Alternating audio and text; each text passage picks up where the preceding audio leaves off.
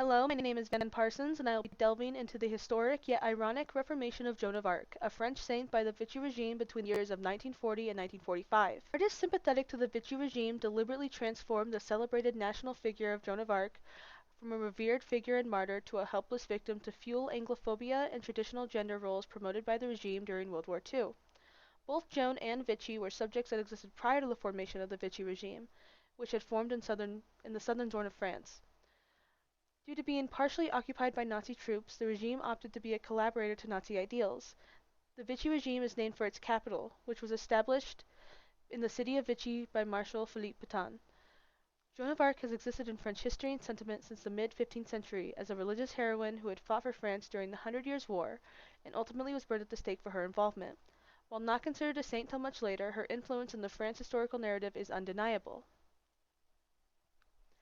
With Joan commonly painted as a nationalist, anti-Semitic figure due to the Dreyfus Affair, where seeds of Joan's career as a World War II propaganda started with the trial of Alfred Dreyfus, a Jewish officer accused and later acquitted of giving out secret military information. Those who sympathized with Dreyfus cited her as an example of an innocent precursor wrongfully assaulted by a corrupt court. Those who took the opposite view reminded everyone that Dreyfus was Jewish, and therefore a foreigner, and this new Joan of Arc didn't like foreigners. When Dreyfus was acquitted, this was considered a clear-cut evidence that French sovereignty was under attack from Jews and Freemasons, and must fight back. This sentiment was supported by President Édouard Dumont of the French Homeland League, who is quoted as saying, "For us the enemy is called the Jew and the Freemason. I simply want to shout aloud with you, long live France, long live Joan of Arc." With this in mind, it really comes as no surprise that Petain's Vichy government during the German occupation would choose to co-opt Joan as a symbol of their new regime. According to Eric Jennings, this interpretation begins with the demarginalization of the anti-Republican Joan myth, a process which began outside the classroom in the interwar period and culminated in 1940 with the advent of the Vichy regime. Many brochures and posters are published on this theme, and between 1943 and 1944, Joan's image was used by the Vichy regime for the purposes of anti-British propaganda, going as far as dropping leaflets with Joan's image across London. This aspect of the pucelle, which is virgin or young maiden, but is typically associated with Joan, was in tune with Vichy's ideal of l'homme régénéré, which translates to regenerated man, and would represent the masculine values aligned with the Vichy regime. Moreover, according to Jennings, despite Joan's femininity, her image was served to redefine youth along Vichy lines. Quoting, "She excludes moral and physical health," which was also tied heavily to Vichy ideals. Joan's literacy was also a key point in most textbooks prior to the regime concerning pucelle, though it did not pose great difficulties for the Vichy. In fact, Jennings writes that Joan's image was employed as a device to denigrate intellectuals, especially female ones. Vichy's textbooks adopted a similar line. Not only had Joan saved the nation without an education, she had in fact benefited from being taught up to place sweeping before learning. Joan had faced adversity, privations, injury, betrayal, persecution, imprisonment, the threat of torture, a jump out of a tower window, and finally the stake. This presented her as a figure who could and would withstand the worst for her country, and her use in this manner alludes to the regime expecting the same from its people, while also attempting to rebuild a figure associated with the French nation as a means of gaining societal and cultural power. This particular print is from the Vichy government, showing Joan and four boys walking with a quoted determined step and representing the youth movement at the time. At the beginning of the Vichy regime, in 1941, Joan of Arc was utilized by the head of state's Bureau of Documentation and would be depicted alongside other heroes of France, including Bayard and Napoleon, to defend the concept of an eternal France. The Vichy regime is established and aligned with Nazi Germany in 1940, and in an attempt to establish itself as the new official seat of power, it is speculated that the Vichy government immediately began propagating a new Joan, as by 1941 an issue of Le Publicain du Centre shows the portrayal of Joan of Arc as she who detested war. René Jeanneret, a Vichy schoolbook author, presented his Joan as a Marianne, almost a surrogate mother, a type of Virgin Mary to whom children flocked, and is quoted as writing, "At her hometown of Domremy, Jean loved to be surrounded by children." Historically speaking, however, Joan in no way fit Vichy gender ideals. Joan of Arc had been enterprising, childless, combatant, defiant, and even more notably, had attended to roles traditionally reserved for men. She had thereby successfully blurred gender boundaries. However, on the whole, the Vichy regime had created numerous more reactionary gender stereotypes in conjunction with the Joan's image. After full occupation, Pétain would slowly lose power and the regime would collapse in 1944, with the French army fully capturing Vichy in 1945. There are two dominant themes utilized by the regime that we know of from existing records. It is hard to find exact sources and information on the specifics on how these traits were used, but it should be noted that academic record does support the following.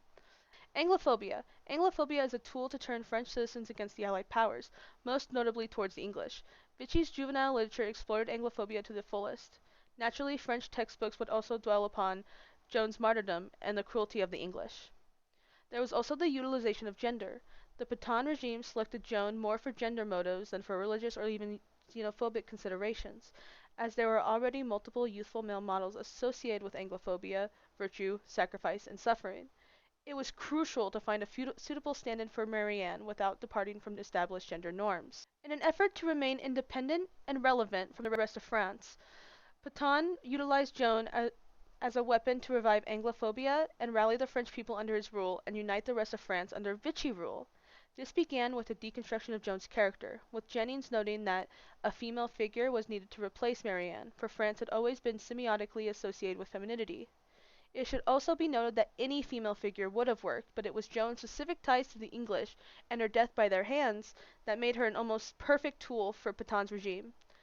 Joan conformed to this detail of Pétainist political propaganda. She had been attacked, without provocation, and murdered. Bernard Wilkin and Maud Williams both provide numerous other reasons Anglophobia was so prominent, claiming that the surge of this theme was aided by German psychological warfare, which would be adopted by the Vichy regime after its establishment, and would go on to state that the utilization of these older prejudices were easier to use than implementing new ones. On our first image on the left, the text translates to, "Thanks to the English, our Stations of the Cross," literally translating to "our cross to bear." Utilized in Vichy France in the 1940s, the poster blames England for burning Joan of Arc, Napoleon I being exiled to St. Helena, and the fall of France during World War II. The poster depicts Joan burning at the stake at her weakest moment and demise, who is juxtaposed with Napoleon, who stands to the right of Joan and faces away from the viewer. Napoleon is not depicted at his weakest moment, and is rather depicted in shame, but is in no way belittled for his position, as Joan is physically and historically. The soldier in front of the composition carries the cross and is representational of France as a nation, literally bearing the cross, as it is written on the poster itself. These symbols combined are meant to stir feelings of anger and resentment in French citizens towards the English, a tactic utilized by the Vichy regime to undermine the official government of France. The image on the right follows a similar tone, referencing the Allied bombing campaign in Nazi-occupied France and the English execution of Joan of Arc. The text translates to, "Murderers always return to the site of their crimes." By utilizing current and historical events in tandem, the Vichy regime was able to successfully elevate not only their xenophobic message, but also Joan as an icon behind this message, as she was recognizable and already established in French nationality. Joan stands with her hands clasped and bound, looking at the heavens as she burns along with the city. It is academically assumed that this poster was made and distributed after 1943, as visual analysis suggests that these buildings are associated with the Allied bombings, which had killed 3,012 French citizens in bomb runs over Marseille, Avignon, Nimes, and other French cities in the early summer of that year. Jennings writes that Joan's image was intrinsically proteiform, or changeable. This, of course, was in no way unique to the Joan legend. It would appear to be a general property of heroines of her renown to evoke multiple, and often contradictory, representations. With this in mind, it is not surprising that Joan was utilized by the regime in the same way Marianne was with France as a whole. What was surprising was the contradictory way the regime had presented her. Joan had widely been regarded as a hero and warrior, but had been reduced to a helpless victim as a means of manipulating French sentiment, and it was after the Dreyfus affair that her anti-Semitic message was truly brought to a disheartening light.